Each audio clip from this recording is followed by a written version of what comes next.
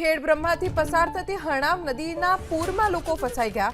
ખેડબ્રહ્મા મંદિરના પૂજારી અને ભક્તો પૂરના પાણીમાં ફસાયા। સોમનાથ મંદિરના પૂજારી અને ભક્તો પાણીમાં ફસાતા તાત્કાલિક પાલિકાની ફાયર ટીમે બચાવ કામગીરી હાથ ધરી। ફસાયેલા તમામ લોકોનું ફાયર વિભાગની ટીમે રેસ્ક્યુ કર્યું છે।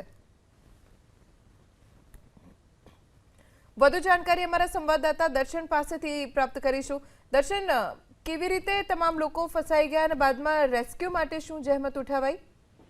ધ્વની, જે પ્રકારે સાબરકાંઠા જિલ્લાના જે સરહદીય વિસ્તાર જે છે વિજયનગર અને પોશીના પંથક, ખેડબ્રહ્મા પંથક, ત્યાં વરસાદ વરસ્યો હતો। સાથે જ જે રાજસ્થાન છે, રાજસ્થાનની અંદર પણ વરસાદ વરસ્યો હતો અને આ વરસાદી પાણી જે છે તે હરણાવ જળાશયમાં આવ્યું હતું અને હરણાવ જળાશયના 3 દરવાજા ખોલી અને લગભગ 12,000 ક્યુસેક જેટલું પાણી જે છે તે પાણી હરણાવ નદીમાં છોડવામાં આવ્યું હતું। એકાએક પાણીનો પ્રવાહ વધતા ખેડબ્રહ્માની જે મંદિર છે તે મંદિરના પૂજારી અને ભક્તો, સોમનાથ મંદિરના પૂજારી અને ભક્તો